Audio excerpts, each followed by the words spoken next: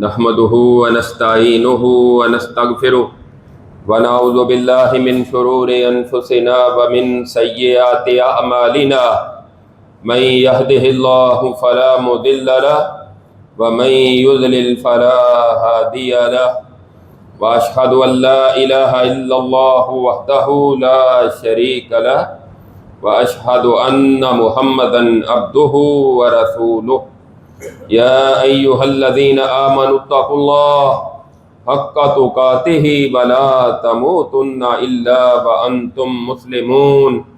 يا أيها الناس اتقوا ربكم الذي خلقكم من نفس واحدة وخلق منها زوجها وبث منهما رجالا كثيرا ونساء واتقوا الله الذي تساءلون به والأرحام إن الله كان عليكم رقيبا يا أيها الذين آمنوا اتقوا الله وقولوا قولا سديدا يصلح لكم أعمالكم ويغفر لكم ذنوبكم ومن يطع الله ورسوله فقد فاز فوزا عظيما أما بعد فإن خير الحديث كتاب الله وخير الهدي هدي محمد صلى الله عليه وسلم وشر الأمور محدثاتها وكل محدثة بدعة وكل بدعة ضلالة وكل ضلالة في النار اللهم صل على محمد وعلى آل محمد وبارك وسلم وصل عليه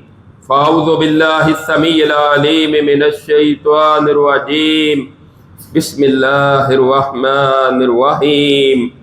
يا أيها الذين آمنوا إذا لقيتم فئة فاثبتوا واذكروا الله كثيرا لعلكم تفلحون وأطيعوا الله ورسوله ولا تنازعوا فتفشلوا وتذهب ريحكم واصبروا ان اللہ مع الصابرین۔ ہر قسم کی حمد و ثنا اس اللہ وحدہ لا شریک کے لیے جو ساری کائنات کا خالق، مالک اور رازق ہے۔ درود و سلام امام الانبیاء، سید الانبیاء، سید الاولین والآخرین، ساری کائنات سے افضل اور اعلیٰ جناب محمد الرسول اللہ صلی اللہ تعالی علیہ وسلم کی ذات گرامی پر۔ سامعین محترم، موجودہ ملکی حالات آپ کے سامنے ہے۔ جن حالات میں سے ہم گزر رہے ہیں، ان حالات میں اللہ رب العزت کی طرف سے اہل ایمان کو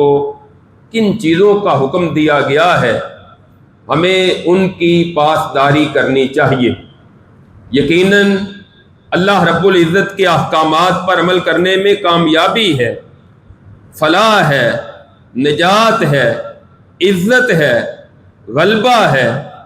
جب ہم اللہ کے احکامات کو نظر انداز کریں گے، ان سے اعراض کریں گے، پھر دنیا کی کوئی طاقت بھی آپ کو کامیابی اور عزت کی ضمانت نہیں دے سکتی۔ اللہ رب العزت نے ان حالات میں اہل ایمان کو جو ارشاد فرمایا ہے، یا ایھا الذین آمنوا اذا لقیتم فئۃ فاثبتوا واذکروا اللہ، اے ایمان والو، جب تمہارا مقابلہ کسی جماعت سے ہو جائے کہ کسی دشمن کے گروہ سے تمہارا آمنا سامنا ہو جائے، فاثبتوا، ڈٹے رہو، ثابت قدمی اختیار کرو، استقامت کے ساتھ میدانوں میں اپنی سرحدوں پر مضبوطی اختیار کرو، وَاذْكُرُوا اللَّهَ كَثِيرًا لَعَلَّكُمْ تُفْلِحُونَ، اور اللہ کو کثرت سے یاد کرو تاکہ تم کامیاب ہو جاؤ، تم فلاح پا جاؤ۔ وَأَطِيعُوا اللَّهَ وَرَسُولَهُ، اور اللہ اور اس کے رسول کی اطاعت کرو، وَلَا تَنَازَعُوا فَتَفْشَلُوا وَتَذْهَبَ رِيحُكُمْ وَاصْبِرُوا، اور آپس میں اختلافات کا شکار نہ ہو جاؤ، آپس میں ڈگمگا نہ جاؤ، اپنی کمزوری نہ دکھاؤ، وگرنہ تم کمزور ہو جاؤ گے، تمہاری ہوا اکھڑ جائے گی، اور صبر کرو، ان اللہ مع الصابرین، بے شک اللہ تعالی صبر کرنے والوں کے ساتھ ہے۔ اہل ایمان کو چاہیے کہ اللہ رب العزت کے ان احکامات پر ثابت قدمی اختیار کرے۔ صبر کی کئی قسمیں ہیں، ان میں سے ایک یہ ہے کہ مشکل حالات میں، مصیبت میں، پریشانی، تکلیف، آزمائش، جنگ کے حالات میں بندہ ان کو مصیبتوں کو برداشت کرے، اور برداشت کر کے اللہ رب العزت کے احکامات پر عمل کرے۔ دوسرا یہ ہے کہ ان مشکل حالات میں اپنی جگہ پر ثابت قدمی اختیار کرے، یہ بھی صبر کی ایک قسم ہے، اور پھر اللہ پر یقین کر لے کہ اللہ نے جو کہا ہے کہ وَاذْكُرُوا اللَّهَ كَثِيرًا لَعَلَّكُمْ تُفْلِحُونَ، ثابت قدمی تم اختیار کرو، اللہ کو کثرت سے تم یاد کرو تاکہ تم کامیاب ہو جاؤ۔ جب تمہارا اللہ کے احکامات پر یقین ہوگا، اور یقین کس طرح؟ جس طرح نبی کریم صلی اللہ علیہ وسلم کا یقین تھا کہ آپ اللہ کے احکامات کی روشنی میں اپنی امت کی قدم قدم پر رہنمائی فرماتے ہیں۔ مشکل سے مشکل حالات سے بھی آپ کا سامنا ہوا ہے، لیکن آپ کبھی ڈگمگائے نہیں، آپ نے اپنی قوم کو مایوس نہیں کیا، اپنی قوم کے اندر بددلی نہیں پھیلائی، بلکہ بہادری، جرت، استقامت کا سبق دیا اور صبر کا سبق دیا۔ صحیح بخاری میں حدیث ہے، حضرت خباب رضی اللہ تعالیٰ عنہ بیان کرتے ہیں، کہتے ہیں کہ میں رسول اللہ صلی اللہ علیہ وسلم کے پاس، مکہ مکرمہ ہے، میں آپ کے پاس کعبۃ اللہ میں آیا، آپ کعبۃ اللہ کے ساتھ ٹیک لگائے ہوئے بیٹھے تھے۔ میں نے آ کر آپ سے کہا، اللہ کے رسول صلی اللہ علیہ وسلم، آپ اللہ سے ہمارے لیے دعا کیوں نہیں کرتے؟ ہمیں تو بڑی مشکلات کا سامنا ہے، مکہ میں بڑی تکالیف آ رہی ہیں، بڑی مشقتیں برداشت کرنی پڑ رہی ہیں، اور دشمن کی طرف سے ہمیں بہت زیادہ اذیتوں کا سامنا ہے۔ رسول اللہ صلی اللہ علیہ وسلم سیدھے ہو کر بیٹھ گئے، کہتے ہیں کہ آپ صلی اللہ علیہ وسلم نے فرمایا، وہ کیا تم ابھی سے گھبرا گئے ہو؟ غصے کی وجہ سے آپ کا چہرہ مبارک سرخ ہو گیا۔ آپ فرمانے لگے، تو تم سے پہلے تو وہ لوگ گزرے ہیں کہ جن کے جسموں پر لوہے کی کنگھیوں کے ساتھ ان کی ہڈیوں سے ان کے گوشت کو نوچ دیا گیا تھا، ہڈیوں سے گوشت کو جدا کر دیا گیا تھا، اور ان کے سروں پر آرا رکھ کر ان کے جسم کو 2 حصوں میں تقسیم کر دیا گیا تھا۔ تم ابھی سے گھبرا گئے ہو، گھبرانے کی ضرورت نہیں، پریشان ہونے کی ضرورت نہیں۔ وَلَا يُتِمَّنَّ اللَّهُ هَذَا الْأَمْرَ حَتَّى يَسِيرَ الرَّاكِبُ مِنْ صَنْعَاءَ إِلَى حَضْرَمَوْتَ مَا يَخَافُ إِلَّا اللَّهُ، اس اللہ کا حکم، اللہ کا دین اللہ کے حکم کے ساتھ غالب آ کر رہے گا، اور تم پریشان نہ ہو۔ ایک وقت آئے گا، امن و امان کی یہ حالت ہوگی، ایک سوار جو ہے وہ اکیلا صنعاء سے چل کر حضرموت تک سفر کرے گا، اللہ کے علاوہ اس کو کسی کا ڈر اور خوف نہیں ہوگا۔ یہ ہے نبی کریم صلی اللہ علیہ وسلم کی اپنے صحابہ کو تلقین، ان کو نصیحت کہ گھبراہٹ کا شکار نہیں ہونا، پریشان نہیں ہونا۔ اور قرآن نے بھی یہی کہا ہے، ام حسبتم ان تدخلوا الجنہ ولما یأتکم مثل الذین خلو من قبلکم، اور لوگوں کیا تم نے یہ سمجھ لیا ہے کہ تم نے کلمہ پڑھا اب تم جنت میں داخل ہو جاؤ گے؟ نہیں نہیں، ایسا نہیں، ابھی تو تم پر وہ حالات نہیں آئے جو تم سے پہلے مسلمانوں پر آئے تھے، جو تم سے پہلے اہل ایمان پر، دیگر نبیوں کی قوموں پر آئے تھے، کہ ان کو ہلا دیا گیا، حتیٰ کہ رسول اور اہل ایمان کہنے لگے متی نصر اللہ، اللہ کی مدد کب آئے گی؟ پھر اللہ نے کہا الا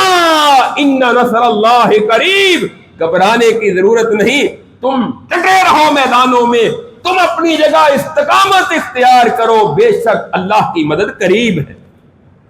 ہمارے کرنے کا یہ کام ہے، گھبراہٹ کا شکار نہیں ہونا، بد دلی نہیں پھیلانی، مایوسی نہیں پھیلانی کہ پتہ نہیں کیا ہو جائے گا۔ آج تو پھر بھی الحمدللہ کروڑوں میں ہماری مسلمانوں کی تعداد صرف پاکستان میں ہے، اور دنیا بھر میں تقریباً 2 ارب کے قریب مسلمان ہیں۔ اتنی بڑی تعداد، رسول اللہ صلی اللہ علیہ وسلم تو بدر میں نہیں گھبرائے تھے جب 313 یا 319 تھے، ہر طرف کفار ہی کفار، گرد و نواح میں ایک ملک نہیں بلکہ سارے ملک جو ہے وہ اسلام کے دشمن تھے۔ یہ چند بندے تھے، گھبرائے نہیں، باہر نکلے، میدان میں بھی گئے، ڈٹ بھی گئے، اور پھر اپنے رب کو بھی یاد کیا، اللہ سے دعائیں بھی مانگی تو اللہ نے پھر غلبہ عطا کر دیا۔ اور پھر وہ خندق بھی یاد کرو، غزوہ خندق، کہ جب کفار اوپر سے بھی نیچے سے بھی صرف مکہ والے نہیں آئے تھے بلکہ گرد و نواح کے جنگجو مضبوط قبائل کو بھی اہل مکہ ساتھ لے کر آئے تھے۔ یکدم مسلمانوں پر حملہ کر کے مدینے کو ختم کر دیا جائے، یہ چھوٹی سی نوزائیدہ ریاست، اس کی کیا حیثیت ہے؟ رسول اللہ صلی اللہ علیہ وسلم نے جب اللہ رب العزت سے درخواست کی، اللہ کی مدد آئی، اور پھر اللہ نے ان کو بھاگنے پر مجبور کر دیا۔ اللہ کے رسول نے فرمایا تھا، صحیح بخاری میں ہے، الآن نغزوہم ولا یغزوننا نحن نسیر الیہم، آج کے بعد یہ ہم پر چڑھائی نہیں کریں گے بلکہ آج کے بعد ہم ان پر چڑھائی کریں گے، یہ کبھی بھی اب ہم پر حملہ کرنے کے لیے نہیں آئے گی۔ اور ایسا ہی ہوا ہے کہ اس کے بعد پھر کفار مکہ کو جرت نہیں ہوئی کہ مدینہ کا گھیراؤ کرتے، مدینہ کا آ کر محاصرہ کرتے۔ اللہ نے پھر اسلام کو قوت عطا کی۔ اسی طرح صحیح بخاری میں حدیث ہے، حضرت عدی بن حاتم رضی اللہ تعالیٰ عنہ کہتے ہیں، میں رسول اللہ صلی اللہ علیہ وسلم کے پاس آیا، میں نے کچھ حالات کا ذکر کیا، آپ نے فرمایا، عدی بن حاتم کیا تم نے ہیرا دیکھا ہے؟ کہا کہ میں نے ہیرا نہیں دیکھا، جو عراق کے علاقے میں کوفہ کے قریب ایک بستی ہے۔ کہتے ہیں میں نے اللہ کے رسول ہیرا دیکھا تو نہیں ہے، ہیرا جگہ میں نے سنی ضرور ہے۔ آپ نے فرمایا پریشان ہونے کی ضرورت نہیں، ایک وقت آئے گا اگر تم زندہ رہے، ہیرا سے ایک اکیلی عورت اپنی سواری پر سوار ہو کر کعبۃ اللہ تک پہنچے گی، ایک عورت آئے گی، اس کو کسی دشمن کا ڈر اور خوف نہیں ہوگا، اللہ اسلام کو اس قدر غلبہ اور امن عطا کر دیں گے۔ حضرت عدی بن حاتم کہتے ہیں میں نے اپنے دل میں سوچا، پھر قبیلہ طے کے جو بڑے بڑے ڈاکو ہیں یہ کہاں جائیں گے جو لوگوں کو لوٹ لیا کرتے ہیں، ان کا کیا بنے گا؟ پھر آپ نے فرمایا وَلَا إِن طَالَتْ بِكَ حَيَاتٌ لَتُفْتَحُنَّ كُنُوزُ كِسْرَىٰ۔ اے عدی بن حاتم سن لو، اگر تم زندہ رہے ایک وقت ایسا بھی آئے گا جب تم کسرا کے خزانوں کو فتح کرو گے۔ یہ کون سے حالات تھے جب آپ نے اتنی بڑی بڑی خوشخبریاں دی، جبکہ مدینہ میں مسلمانوں کی کوئی مضبوط پاور نہیں تھی، ایک چھوٹی سی ریاست تھی، لیکن رسول اللہ کا درس دیکھ لیں، آپ کا سبق دیکھ لیں، اپنی قوم کی تربیت دیکھیں۔ آپ فرماتے ہیں کسرا کے خزانے، کسرا اس وقت آج کا امریکہ ہے، دنیا کی سپر طاقت تھی، کسرا کے خزانے فتح کرو گے۔ حضرت عدی بن حاتم کہتے ہیں میں نے کہا کسرا بن حرمز، وہ جو ایران کا سربراہ ہے، اس کی بات کر رہے ہیں؟ آپ نے فرمایا ہاں، اور کس کی بات کر رہا ہو، کسرا کے خزانے فتح کرو گے، ایسا وقت بھی آئے گا۔ اور پھر آپ نے فرمایا عدی ایک وقت ایسا بھی آئے گا اگر تم زندہ رہے تو دیکھو گے لوگ اپنے ہاتھوں میں سونا اور چاندی زکات دینے کے لیے لے کر نکلیں گے، کوئی ان سے لینے والا نہیں ہوگا، اس قدر مال کی فراوانی آئے گی۔ حضرت عدی بن حاتم رضی اللہ تعالیٰ عنہ پھر بعد میں بیان کرتے ہیں، کہتے ہیں کہ میں نے اپنی آنکھوں سے دیکھا ایک عورت ہیرا مقام سے چلی، اکیلی بیت اللہ تک پہنچی، اس کو کسی قسم کا ڈر اور خوف نہیں تھا۔ اور جو آپ نے دوسری پیشین گوئی فرمائی تھی کہ کسرا بن حرمز کے خزانوں کو فتح کرو گے، کہتے ہیں میں عدی بن حاتم خود اس لشکر میں شامل تھا، تو ہم نے کسرا کے خزانوں کو فتح کیا، پھر اپنے ساتھیوں کو کہتے ہیں اب تیسری بات اگر تم زندہ رہے تو دیکھو گے ایسا وقت رسول اللہ نے فرمایا تھا کہ آئے گا لوگ سونا اور چاندی اپنے ہاتھوں میں لے کر پھریں گے لیکن کوئی اس زکات کو قبول کرنے کے لیے تیار نہیں ہوگا، کہے گا کہ مجھے آج اس کی ضرورت نہیں، پہلے تھی اب مجھے اس کی کوئی ضرورت نہیں۔ یہ تھی رسول اللہ صلی اللہ علیہ وسلم کی تربیت، آپ کی اپنی امت کو تلقین۔ اور پھر صحیح مسلم میں حدیث ہے، حضرت ثوبان رضی اللہ تعالیٰ عنہ بیان کرتے ہیں رسول اللہ صلی اللہ علیہ وسلم نے فرمایا ان اللہ ذوا لی الارض فرائیت مشارقها ومغاربها وان امتی سیبلغ ملکها ما ذوی لی منها واوتیت الکنزین الاحمر والابیض، بے شک اللہ نے مشرق سے لے کر مغرب تک، مشرق سے لے کر مغرب تک زمین کو میرے لیے لپیٹ کر مجھے دکھا دیا ہے، اور جو زمین میرے لیے لپیٹی گئی ہے میرے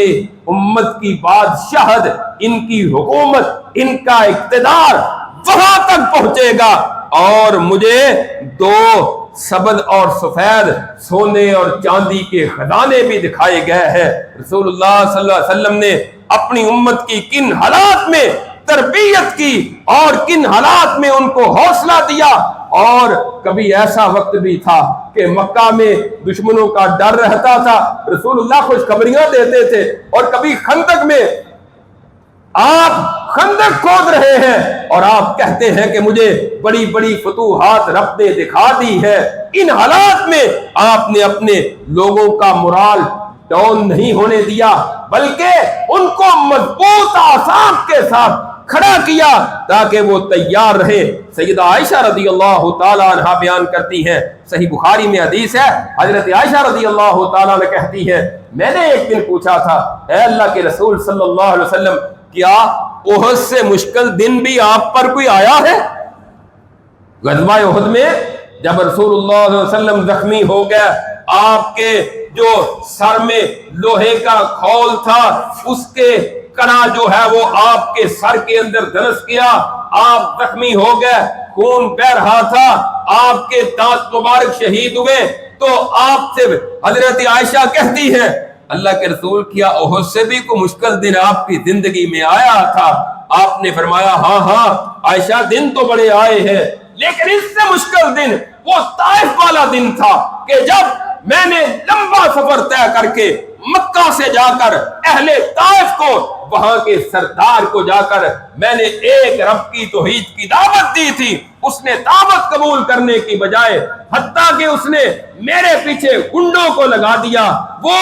گالیاں دیتے تھے، وہ آوازیں کستے تھے اور پتھر مارتے تھے، میں زخمی ہو گیا، کرن عالم مقام پر باہر پہنچا تو ایک اوپر بدلی سی آئی، اس میں جبریل علیہ السلام تھے، انہوں نے آ کر سلام کیا اور کہا اللہ نے آج ایک وہ فرشتہ بھیجا ہے، آپ اس کی درخواست سنیں۔ پھر وہ فرشتہ آیا، اس نے کہا پہاڑوں کی ذمہ داری اللہ نے مجھ پر لگائی ہے، اگر آپ کہیں آپ حکم دیں دو پہاڑوں کے درمیان رہ کر سارے طائف والوں کو کچل دیں، ان میں سے کوئی ایک بھی زندہ نہ رہے۔ آپ فرماتے ہیں میں نے کہا بل ارجو ان یخرج اللہ من اصلابہم من یعبد اللہ وحدہ لا یشرک بہ شیئا، نہیں میں ان کے لیے بد دعا نہیں کرتا، بلکہ مجھے تو امید ہے اللہ ان کی نسلوں سے، اللہ ان کی پشتوں سے ایسے لوگوں کو پیدا کرے گا جو ایک اللہ کی عبادت کرتے ہوں گے اور پھر وہ اللہ کے ساتھ کسی کو شریک نہیں ٹھہرائیں گے۔ ایسا ہی ہوا کہ پھر وہی طائف والے ایمان لائے اور وہ برے صغیر میں پہنچے، ہمارے اس پاکستان، اس ہندوستان، اس بنگلہ دیش کے علاقے میں آئے، انہوں نے آ کر اسلام کی دعوت دی، اور پھر سندھ اور ہند کو فتح کرنے والے محمد بن قاسم جو ہے وہ بھی اسی خاندان کے ساتھ تعلق رکھنے والے تھے، جو اس فتوحات کے جو ذمہ دار تھے اور سربراہ تھے۔ اللہ نے کس قدر عزت عطا کی، اور پھر وہ بھی موقع یاد کرے۔ حضرت ابو ہریرہ رضی اللہ تعالیٰ عنہ کہتے ہیں، یہ بھی صحیح بخاری کی حدیث ہے، رسول اللہ صلی اللہ علیہ وسلم کو جب مکہ سے نکلنے پر مجبور کر دیا گیا اور پلاننگ کی گئی، سورہ انفال میں اللہ نے اس کا ذکر کیا ہے، پراپوگنڈا ہوا، مشورہ ہوا کہ یکدم سارے کے سارے قبیلے جتنے بھی ہیں ایک ایک فرد ان کا ملے اور اچانک رات کو آپ پر حملہ کر کے آپ کو شہید کر دے۔ آپ رات کی تاریکیوں میں چھپ کر نکل رہے تھے، اس وقت نکلنے سے پہلے آپ نے کہا تھا امرت بقریۃ تأکل القریٰ، مجھے ایک بستی کی طرف ہجرت کرنے کا حکم دیا گیا ہے جو باقی بستیوں کو کھا جائے گی، یعنی باقیوں پر غالب آ جائے گی۔ یقولون یثرب وہی المدینہ، کچھ لوگ اس کو یثرب کہتے ہیں اور وہ مدینہ منورہ ہے۔ کون سوچتا تھا اس وقت کہ ایسا بھی ہوگا؟ کسی کے سوچ اور وہم و گمان میں تھا کہ کبھی ایسا ہو سکتا ہے کہ جو رات کی تاریکی میں نکل رہے ہیں پھر یہی غالب آئیں گے، وہ مدینہ سارے ملکوں پر غالب آ جائے گا؟ اور کون تصور کر سکتا تھا کہ یہی جو رات کو چھپ کر اکیلے اکیلے مکہ سے نکلنے والے 8 سال گزریں گے دوبارہ فاتح کی حیثیت سے مکہ میں داخل ہوں گے۔ لہذا گھبرانا نہیں، پریشان نہ ہو، بد دلی نہ پھیلائیں، مایوس نہ ہو، بس جو تمہارے کرنے کے کام ہے وہ تم کرتے جاؤ۔ اصل بات یہ ہے کہ جو ہمارے کرنے کے کام ہے ہم وہ بھی نہیں کرتے۔ اللہ نے کہا ہے ثابت قدمی اختیار کرو، اللہ کو کثرت سے یاد کرو۔ آج جنگ کے حالات کیا ہم اللہ کو کثرت سے یاد کرتے ہیں؟ مجھے تو نہیں نظر آتا۔ جتنے نمازی پہلے تھے آج بھی مسجد میں اتنے ہی ہوتے ہیں، باقی اسی طرح اپنے گھروں میں سوئے ہوئے اپنے کاروبار میں مگن ہے، رب سے بیگانہ۔ یا ایھا الذین آمنوا استعینوا بالصبر والصلاۃ، اے ایمان والو صبر اور نماز کے ذریعے اللہ سے مدد طلب کرو۔ کیا آج اللہ کی مدد کی ضرورت نہیں ہے؟ بولنے ضرورت ہے یا نہیں؟ اللہ کی مدد کی ضرورت ہے تو پھر ہم اللہ سے مدد مانگتے کیوں نہیں؟ کیوں اللہ سے مدد نہیں مانگتے؟ نمازیں پڑھ کر، دعائیں کر کے، صبر کر کے اللہ سے مدد مانگیں، اور پھر اللہ کا وعدہ ہے، اللہ فرماتے ہیں فاصبر ان وعد اللہ حق، صبر کرو، صبر کرو، بے شک اللہ کا وعدہ سچا ہے۔ اور پھر نبی کریم صلی اللہ علیہ وسلم نے تو یہاں تک ارشاد فرمایا، حضرت جابر بن سمرہ رضی اللہ تعالی عنہ بیان کرتے ہیں، یہ صحیح مسلم میں حدیث ہے، رسول اللہ صلی اللہ علیہ وسلم فرماتے ہیں نہیں یبرح ھذا الدین قائما یقاتل علیہ عصابۃ من المسلمین حتی تقوم الساعہ، لوگوں ہمیشہ یہ دین قائم رہے گا اور ایک جماعت مسلمانوں کی جو ہے وہ اس دین کے غلبے کے لیے جہاد کرتی رہے گی، لڑتی رہے گی حتیٰ کہ قیامت قائم ہو جائے گی۔ یہ اپنے ملک کا دفاع کرنا، مظلوم مسلمانوں کے ساتھ کھڑے ہونا، دین کے لیے نکلنا، جہاد فی سبیل اللہ کے لیے میدانوں میں جانا، یہ ہمارے نبی کا مشن تھا، یہ ہمارے نبی کا طریقہ، اور اللہ کے رسول صلی اللہ علیہ وسلم نے اسی انداز میں اپنی قوم کی تربیت کی تھی۔ اب اللہ کے رسول صلی اللہ علیہ وسلم کی باتوں پر یقین کرتے ہوئے ہمیں یہ سمجھ لینا چاہیے کہ ہمیں انشاءاللہ جو اللہ نے حکم دیا ہے، جن چیزوں کا اللہ رب العزت نے ہمیں کرنے کا کہا ہے، ہم ان کو کرتے جائیں، اللہ کی مدد آئے گی۔ پریشان نہ ہو، اس لیے کہ موت کا وقت تو مقرر ہے، ایک دن آنی ہی آنی ہے، وہ اسی وقت آنی ہے جب اللہ نے لکھی ہوئی ہے، اس سے پہلے نہیں آئے گی۔ خالد بن ولید رضی اللہ تعالی عنہ دشمن سے کتنے مار کے لڑے، 80 سے زیادہ جسم پر نشانات زخموں کے، لیکن موت کسی میدان جنگ میں نہیں بلکہ موت اپنے گھر میں بستر پر آئی۔ اس لیے ضروری نہیں کہ دشمن سے ڈر ڈر کے آپ مرنے سے پہلے ہی مر جائیں،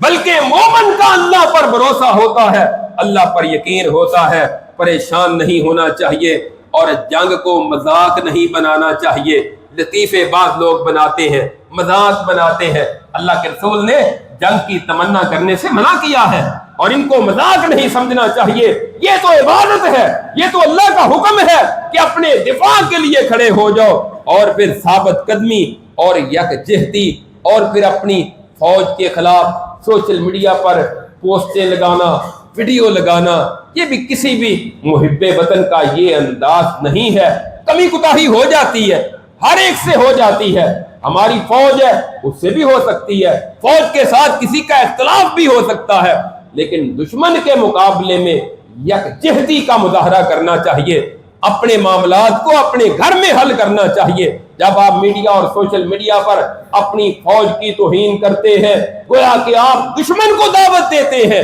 کہ وہ آئے، یہ کمزور ہے۔ ہاں، حالات و واقعات جو ہیں وہ ہم سے زیادہ بہتر سمجھتے ہیں۔ ہم یہ تو کہتے ہیں کہ چاہیے ہماری فوج کو کہ ڈٹ جائے، وہ بھی اللہ کو یاد کرے، اللہ کے نام کے ساتھ استقامت اختیار کرے، اور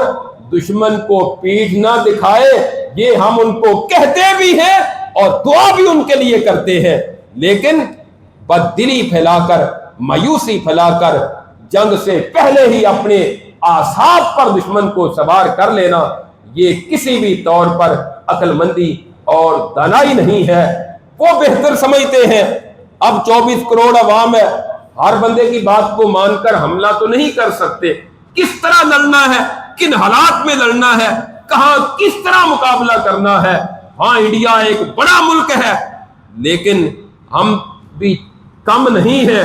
اس وقت کو دیکھو گے جب بہت تھوڑے تھے، اس وقت اللہ نے ناکام نہیں کیا۔ اگر ہمارے اندر ایمان، اللہ پر بھروسہ اور توکل باقی ہوگا، انشاءاللہ پھر اللہ ناکام نہیں کرے گا۔ اللہ کا وعدہ ہے وَلَا تَهِنُوا وَلَا تَحْزَنُوا وَأَنْتُمُ الْأَعْلَوْنَ إِن كُنتُم مُؤْمِنِينَ۔ کمزوری نہ دکھاؤ، پریشان نہ ہو،